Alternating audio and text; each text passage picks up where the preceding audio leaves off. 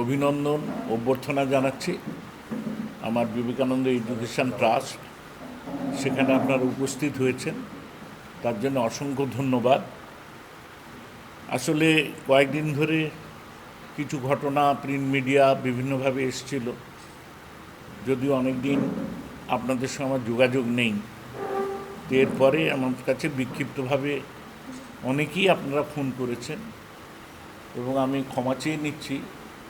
দু একজন print media press মিডিয়ার লোক আমার কাছে এসেছিলেন, আমি তাদের বলেছি যে এখন আমি কোনো বক্তব্য বা কিছু দেবো না। আমি যেহেতু দলের অনুগত সৈনিক, সর্বভারতীয় তৃণমূল কংগ্রেসের একজন সমর্থক এবং বিধায়ক, তো যা বেরিয়েছে আমি সমস্ত দেখেছি।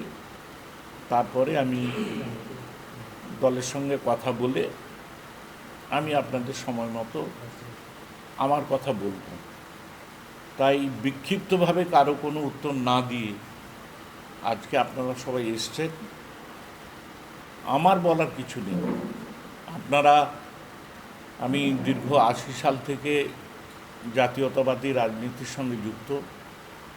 কলকাতা বিশ্ববিদ্যালয়ে এমএসসি পাস করার পরেই আমি নানাভাবে গবেষণা এবং রাজনীতি সবটা একসঙ্গেই করেছি।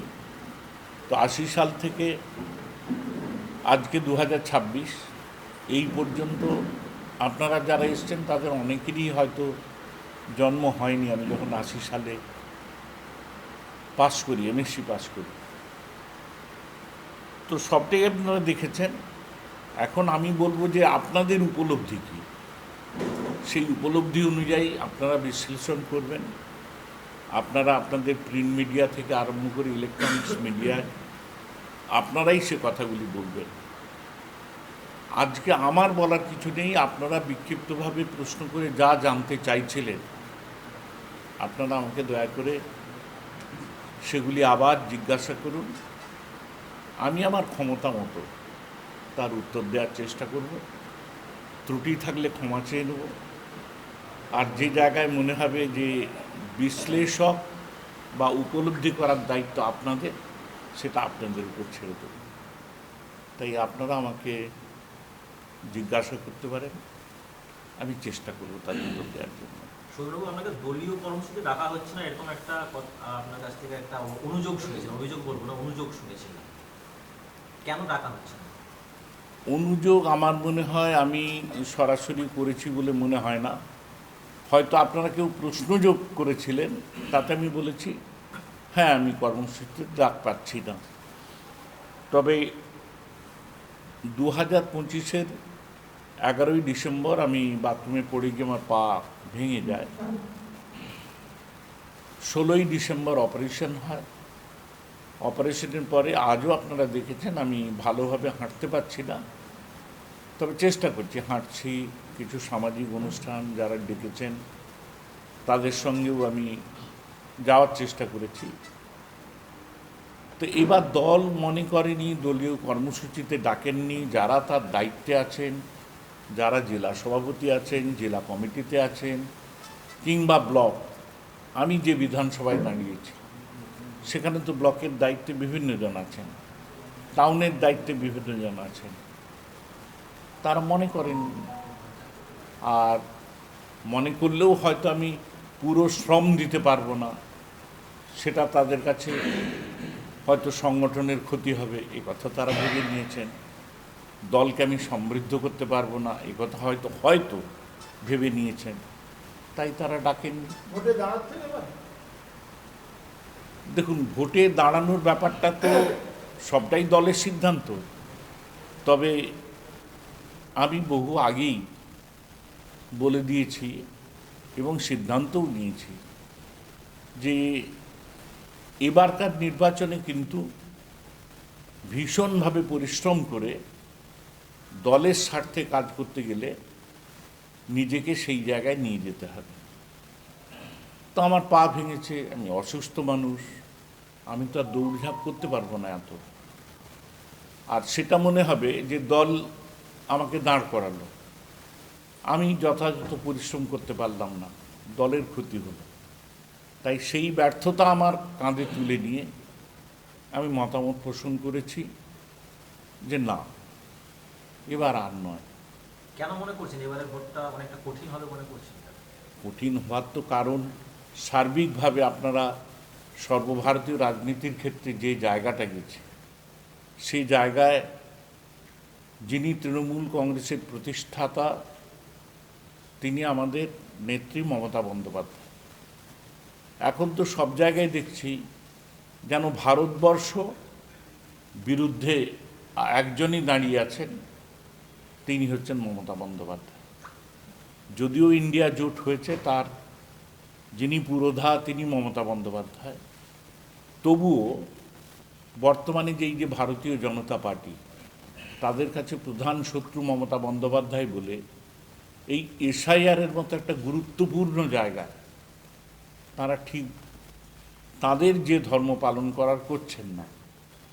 আবার দেখা যাচ্ছে মমতা বন্দ্যোপাধ্যায়কে আক্রমণ করার জন্য এবং তার দলকে ভয়ে বলুন, ভক্তিতে বলুন, তার দলকে একঘরে করে দেওয়ার জন্যে সব রকম চেষ্টা, বিশেষ করে সাম্প্রদায়িক সম্প্রীতি ক্ষুণ্ণ করা এবং মানে একটা জায়গায় যেন এমন জায়গায় নিয়ে যাওয়া হচ্ছে, কোনো সময় আমরা যারা বলি হিন্দু, মুসলিম, জৈন সবাই ভাই ভাই, এইটাকে ভেঙে দিয়ে সেখানে একটা রক্তক্ষয়ী কিছু হোক, এইরকম পরিবেশ তৈরি করা।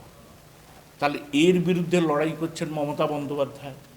তার সৈনিক হিসেবে আমি সাধারণ সৈনিক, বর্তমানে আরও যারা আছেন, যারা দলের দায়িত্বে আছেন, তাদের সবার উচিত হবে যথাযথ পরিশ্রমের মধ্য দিয়ে মানুষের কাছে পৌঁছানো। উন্নয়ন তো আছেই। আপনার কি মনে হয় না সেই সব পরিশ্রমটা করতে পারছেন বর্তমানে শাসক দলের যে সমস্ত নেতা কর্মীরা রয়েছে? নিশ্চিত তারা করছেন, না হলে দলের সমৃদ্ধি হচ্ছে কি করে? আমি পারবো কিনা সেটা আমার ক্ষেত্রে। শুনুন, আপনি 3 বারের মন্ত্রী, 2011 থেকে 3 বার যে ক্যাবিনেট গঠন হলো, 3 বারের আপনি মন্ত্রী, 3 বারের বিধায়ক এবং 3 বার না, আমি 4 বারের বিধায়ক। 4 বারের বিধায়ক। আপনি এখন এই 2026-এ এর সঙ্গে একটা সংযোজন করি, আমি 1993 কিন্তু অবিভক্ত মেদিনীপুরের আমি অধ্যক্ষ ছিলাম, অর্থাৎ লিডার অব দি অপোজিশন জেলা পরিষদে।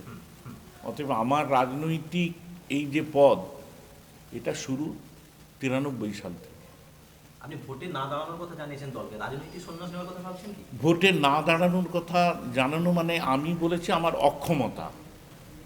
এবার দল কি সিদ্ধান্ত নেবেন সে তো দলের ব্যাপার। মানে দল চাইলে দাঁড়াবে না, দল চাইলে সেটা পরে আমি দলের সঙ্গে কথা বলে নেবো যে এই অক্ষমতার উপরে দাঁড় করিয়ে আপনারা কি চাইছেন, সেটা আমি দলের সঙ্গে কথা বলে সিদ্ধান্ত নেব। আমি জানি না আমার কথা ভাবছেন কি ভাবছেন না। শুনবো, আপনি বললেন যে এবারে নির্বাচনটা কঠিন, যে দলের আপনি বিধায়ক, তৃণমূলের কাছেও কি এই নির্বাচনটা কঠিন? অবশ্যই আমাদের কাছে কঠিন।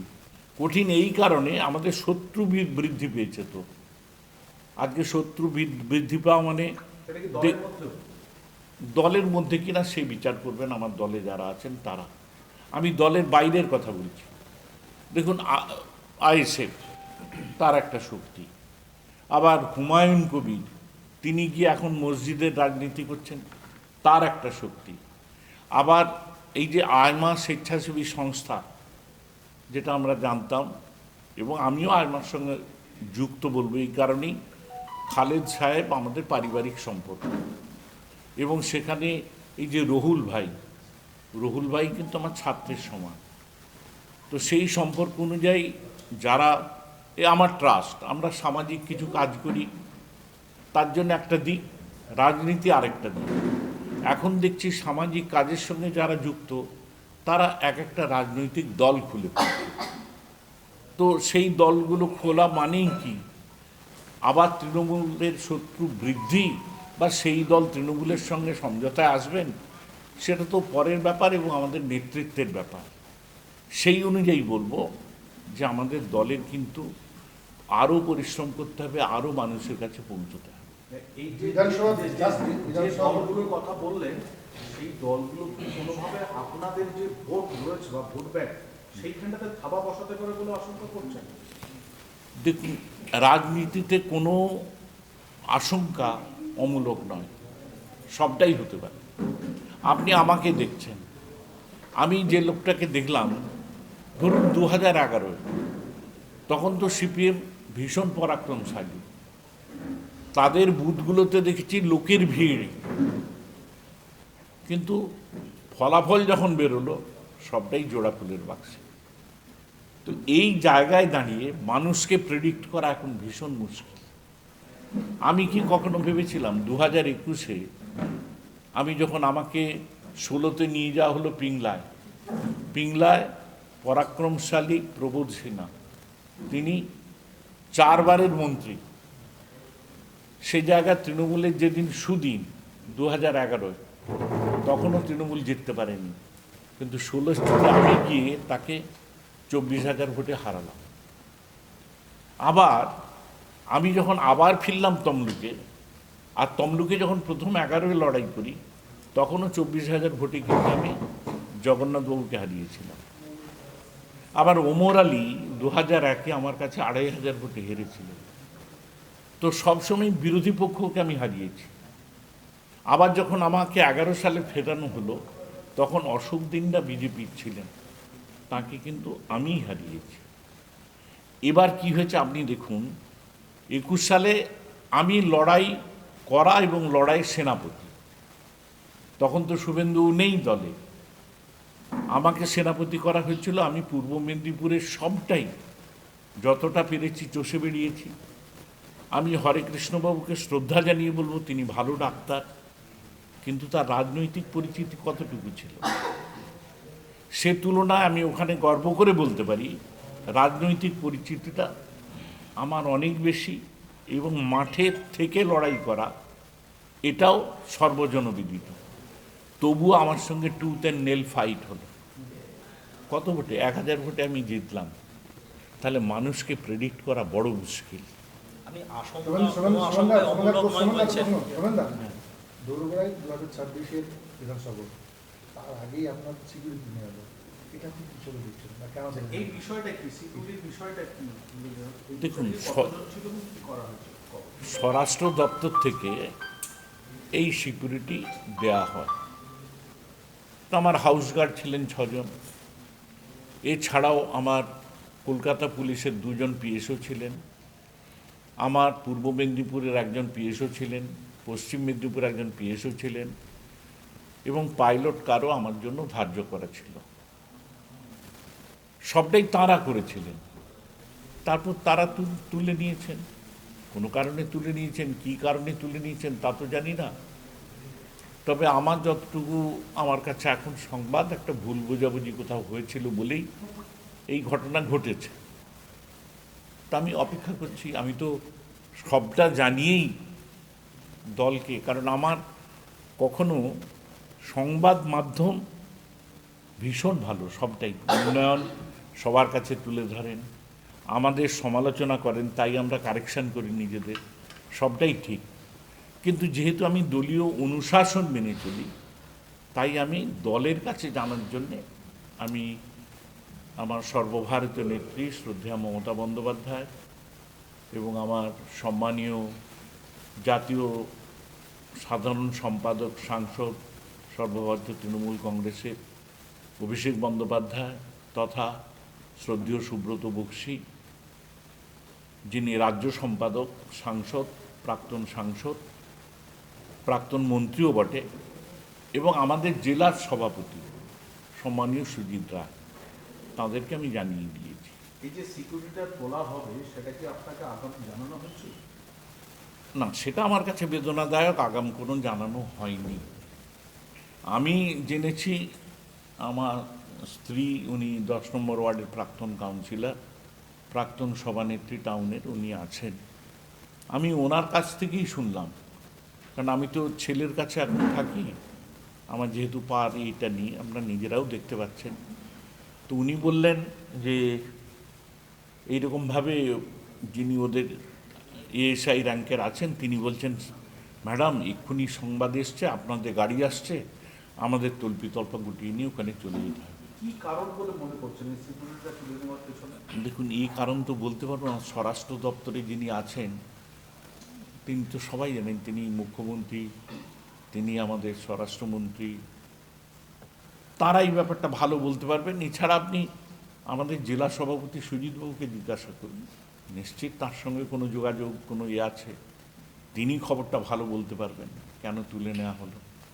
তবে এই তুলে নেওয়াতে আমার কোনো যে খুব কষ্ট খেদ তা না। আমার একটাই জায়গাটা যে একবার জানিয়ে দিলে, এর আগেও তো অনেক নানা ঘটনা ঘটেছে, জানিয়ে দিলে কি হয় যে থাপ্পড় গালে আসার আগে আমি গালটা সরিয়ে নিতাম, এটাই কষ্ট। এছাড়া দলকে যা করেছেন আমাকে, যা যা সভাপতি থেকে সরিয়েছেন, মন্ত্রী থেকে সরিয়েছেন, এই কখনো চেয়ারম্যান থেকে সরিয়েছেন, সবটাই মেনে নিয়েছি। আমি মনে করি আমার কিছু ত্রুটি ছিল, আমি হয়তো দলকে সমৃদ্ধ করার জন্যে তেমনভাবে পরিশ্রম করতে পারিনি, কিন্তু আমি জানি জ্ঞানত যতটা, যখন 21 সাল একদম সব নড়বড়ে, সেই সময় আমাকে দায়িত্ব দেওয়া হয়েছিল।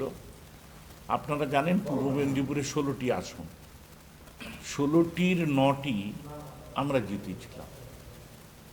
আর 2টি আসন তো আপনারা জানেন, একটা তো আজও সব সাবজুডিস, দিদির সঙ্গে শুভেন্দুর লড়াই, সেটা সর্বজন বিদিত, কোথায় লোডশেডিং, কোথায় কি।